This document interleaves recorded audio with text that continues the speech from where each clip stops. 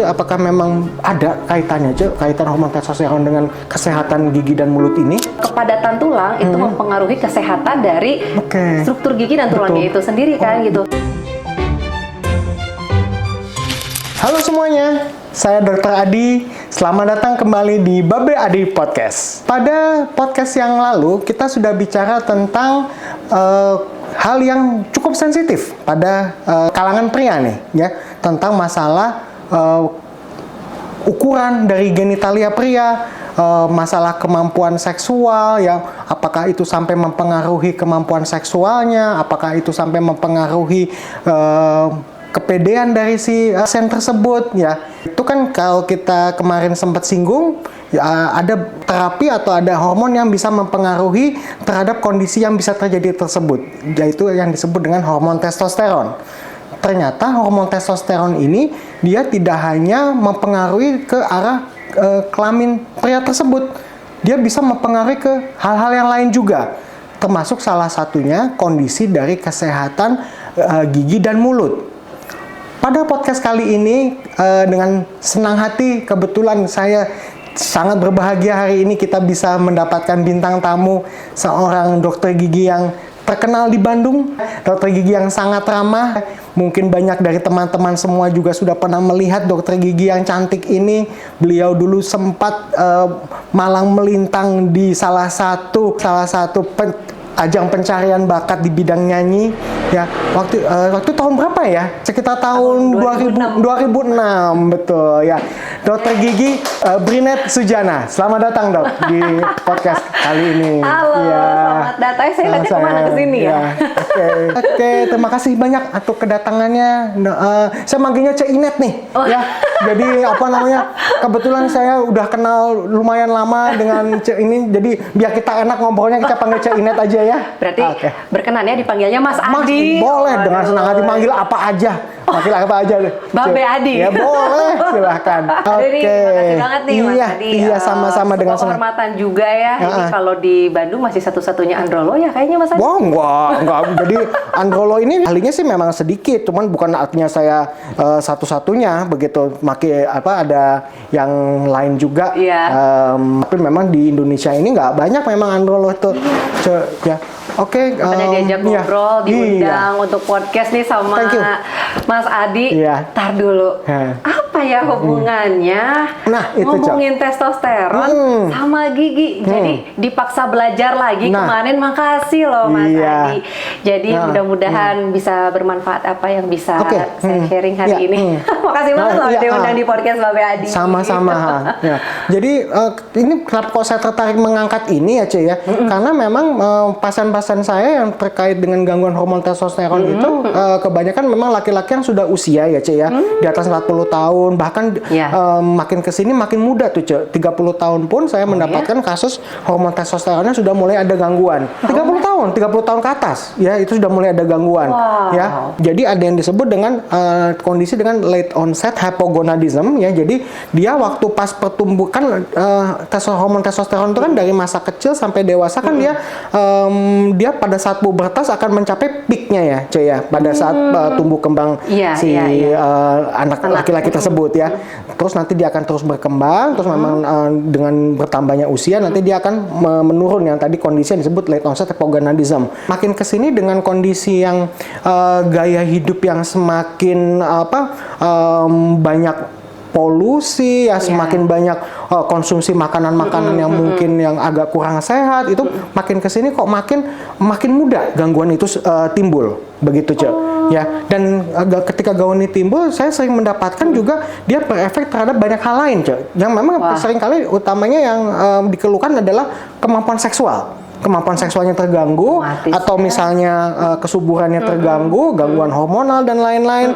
Makin kesini pun juga saya mendapatkan loh kok yang lain kok penampilan wajahnya kok ada masalah. Dia juga pernah beberapa kali juga saya mendapatkan di kesehatan gigi mulutnya juga terganggu. Bahkan itu dari pasien Mas Adi dari pasien saya sendiri, Jadi saya tertarik untuk mengungkap ini. Apakah benar?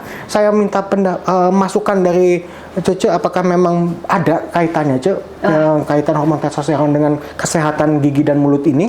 Iya. Yang pasti ada kaitannya gitu menurut para ahli ya gitu, karena mungkin saya juga butuh ilmu yang lebih banyak nih Mas Adi gitu, tapi dari beberapa yang saya baca, jurnal, literatur, ada karena hormon testosteron itu kan berpengaruh terhadap proses recovery, terus ya proses regenerasi ya gitu kan, proses regenerasi tubuh, kemudian untuk kepadatan tulang, massa otot, intinya protein ya yang dibutuhkan oleh tubuh kan gitu.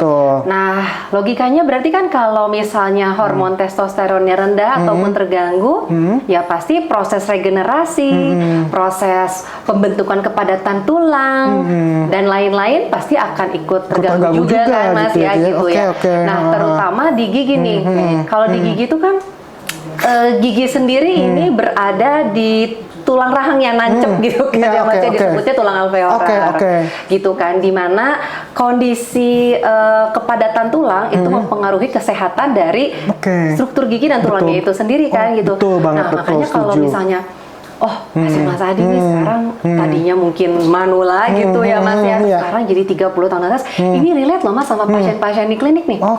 Jadi sekarang tuh ada yang namanya diagnosis periodontitis ya, jadi ini adalah sebuah radang yang terjadi pada gusi namun sudah menggerogoti sampai ke tulang tuh bakterinya Mas. Biasanya diagnosis periodontitis ini itu ada di rentang usia 45 tahun ke atas. 45 tahun ya, 40. Namun sekarang sudah tidak mengenal usia Mas, ada yang disebut periodontitis agresif. Gitu ya, betul. Jadi under 30 Mas, malah under 30 gitu kan ya. Nah, memang harus dipelajari lebih dalam gitu ya, karena kan tidak hanya dari hormonal, tapi penyakit sistemik juga kan berpengaruh nih terhadap regenerasi tubuh gitu kan ya. Jadi apakah ada hubungannya? Pasti ada sih Mas gitu ya. Hanya kalau di rongga mulut multifaktor. Apakah bisa hormonal saja mungkin. Tapi apakah ada penyakit penyerta lainnya, misalnya diabetes, hipertensi, sistemik lah ya gitu, itu pasti juga turut mempengaruhi nih gitu kan. Sejauh ini yang saya paham itu sih Mas Adi. Apakah gangguannya itu bentuknya giginya jadi mudah terjadi bolong karies? Apakah gusinya gamnya mudah berdarah atau gimana Cok? Kalau yang Cok dapatkan di sehari-hari? Radang gusinya Mas. Radang gusi, Radang gusi, jadi gusinya mudah berdarah. Nah ini memang mungkin beberapa masyarakat awam gitu ya, ke dokter itu menunggu sakit dulu. Nah itu betul. Karena kalau nggak ada keluhan, nggak ada sakit gitu, kayaknya nggak dulu deh ke dokter, kayaknya ditunda gitu kan ya. Padahal kan perjalanan sebuah penyakit ini kan sifatnya perlahan. Iya betul. Dan kadang-kadang nggak ada alarmnya gitu di tubuh, tiba-tiba jeleger aja gitu kan, parah. Nah, kenapa masuk ke fase periodontitis tadi? Ini bukan kaitannya dengan gigi berlubang Mas, tapi si giginya tuh jadi tiba-tiba goyang dan terlepas dari soket tulang rahangnya. Gitu. Iya. Justru jadi giginya mudah tanggal gitu mudah tanggal, ompong, kemudian struktur tulangnya jadi menurun, jadi makin rendah gitu. Setuju banget sih. Jadi memang kaitan dengan hormon testosteron dengan massa tulang itu secara umum ya Cek ya, memang bisa menyebabkan mudah terjadinya osteoporosis Cek. Jadi kalau kami di bidang male hormonal itu kita bandingkan kurang lebih hampir sama kondisi hypogonadism itu, atau bahasa awalnya mungkin yang disebut dengan, mungkin Caca pernah dengar andropause. Ya, jadi menopause pada laki-laki. Itu mirip dengan menopause pada wanita. Bedanya cuman kalau menopause pada wanita kan jelas banget ya, haidnya berhenti.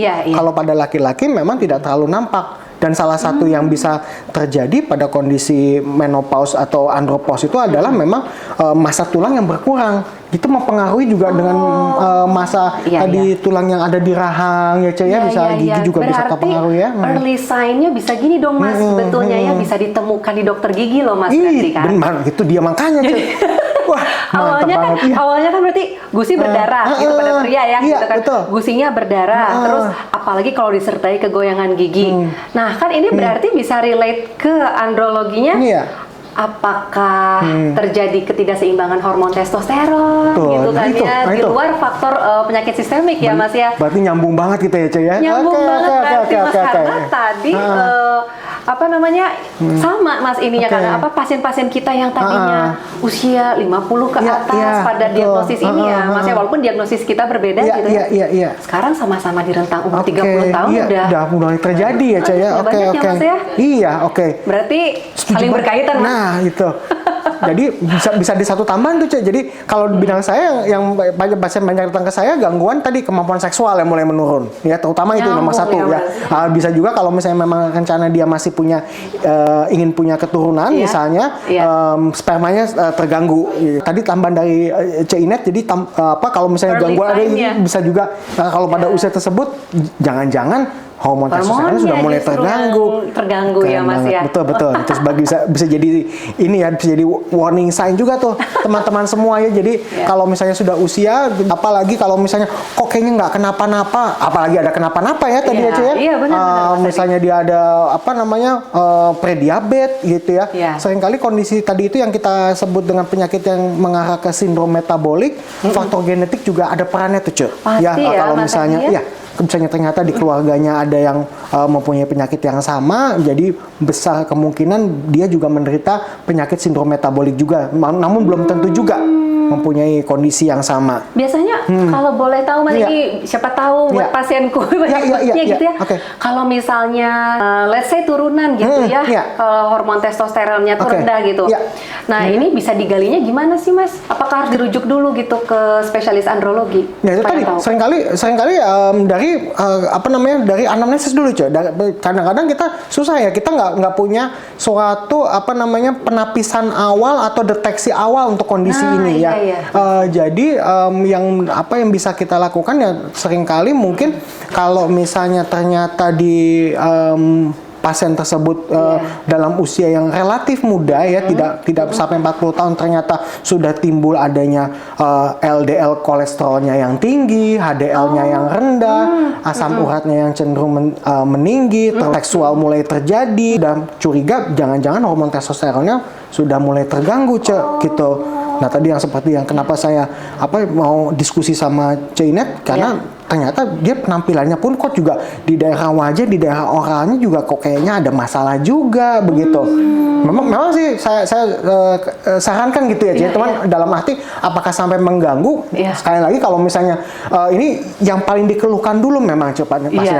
Yang paling dikeluhkan itu yang pengen diberesin dulu sama dia. Jadi misalnya yang paling dikeluhkan, aduh dok, kemauan ereksi saya menurun, saya pengen tolong diperbaiki dulu. Giginya, istri saya nggak ada masalah, gigi saya agak-agak bolong, jadi dia cuek aja gitu ya kan. Kayak istri ada masalah kemampuan seksual, jadi dia pengen diperbaikin. Tapi ternyata yang lain juga bisa mempengaruhi ya, saling berkaitan ya karena mungkin satu sistem tubuh sih Mas Adi ya. Betul.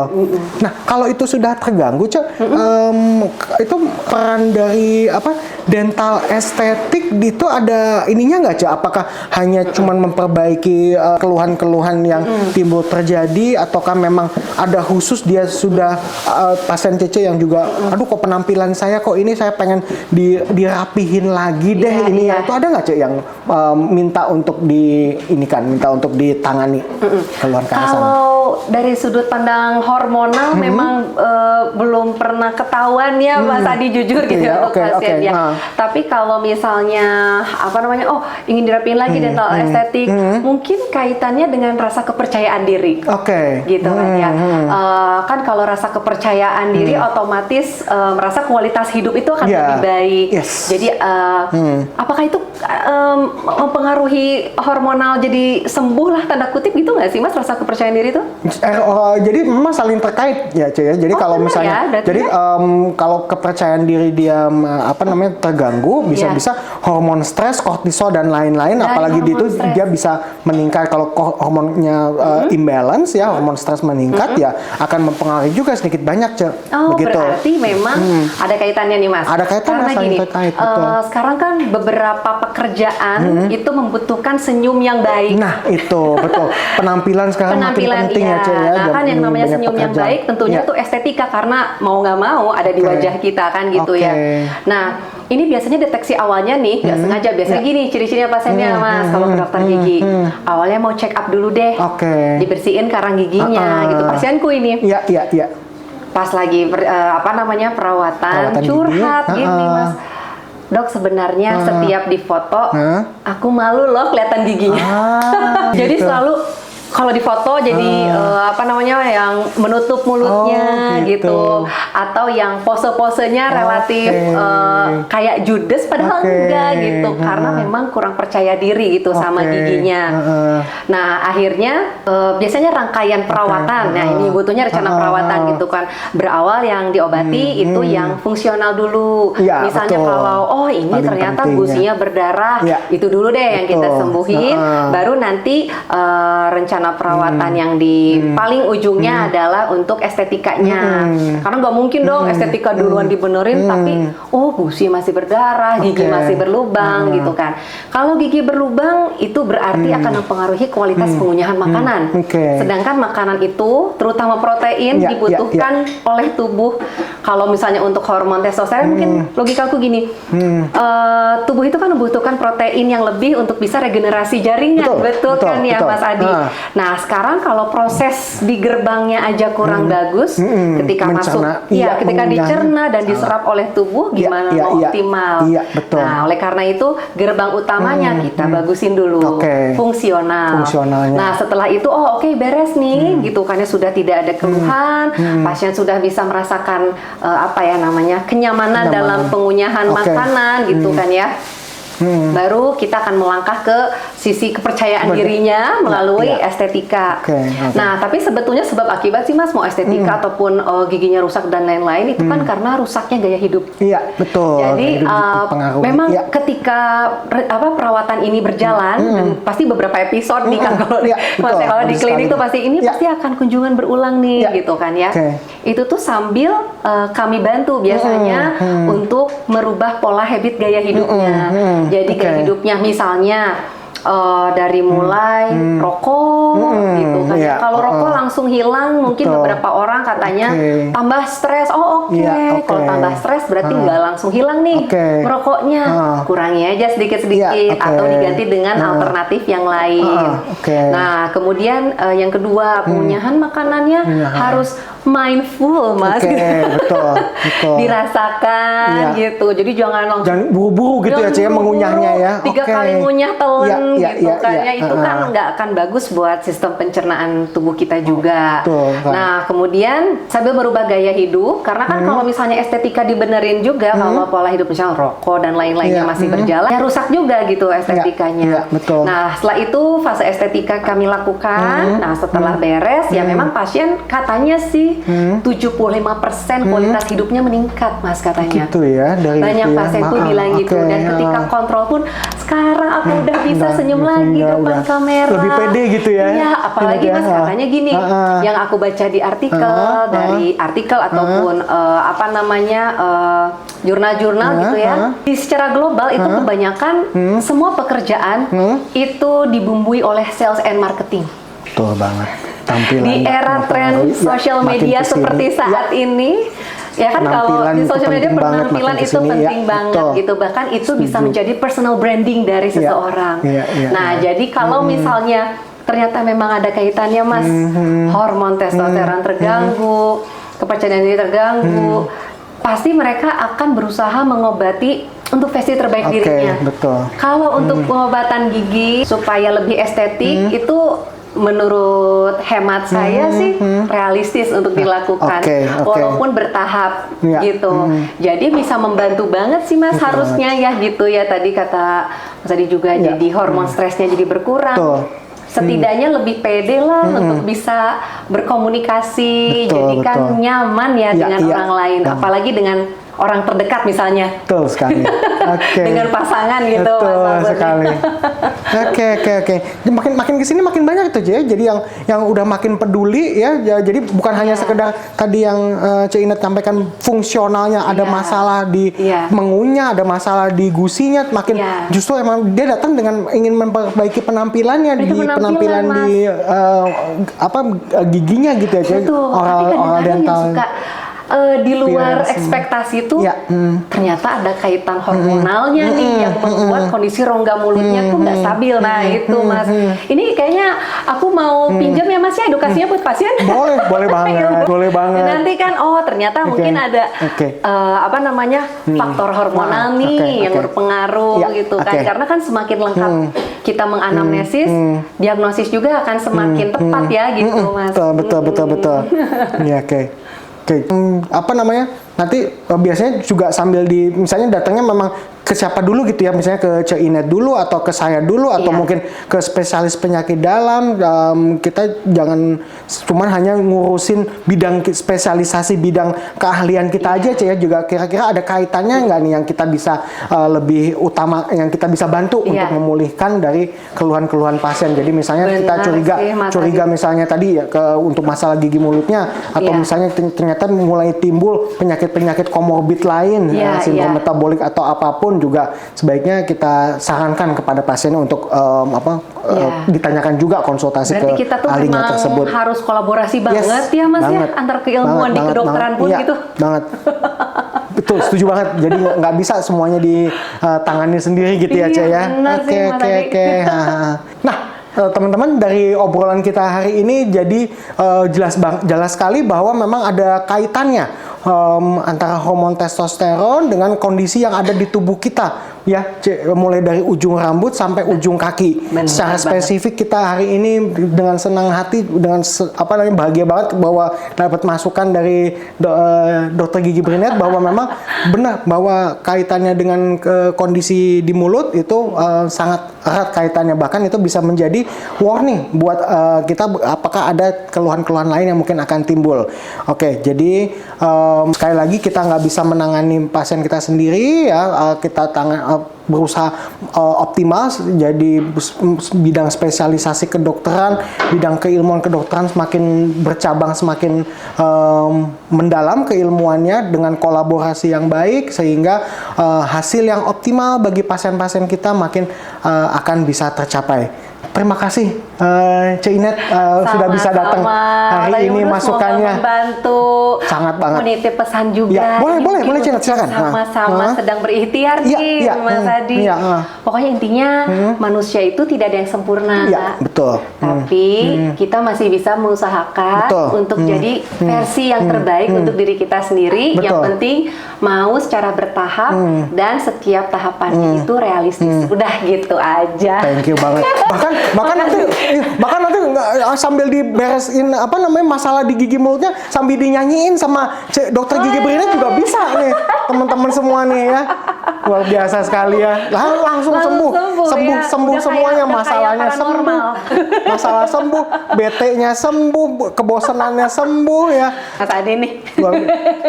Tangani secara optimal ya, secara paripurna. Oke, teman-teman semua, kira-kira teman-teman ada ide apa lagi nih untuk podcast kita selanjutnya? Silakan tuliskan di kolom komentar. Terima kasih banyak atas perhatiannya sudah bergabung dengan podcast kita kali ini. Terima kasih Dokter Gigi Brinet, ada Ceinet sudah bisa hadir sekali lagi. Aduh, sama-sama. Terima kasih banyak. Bermanfaat obrolan hari ini. Sangat bermanfaat. Terima kasih semuanya. Wassalamualaikum warahmatullahi wabarakatuh.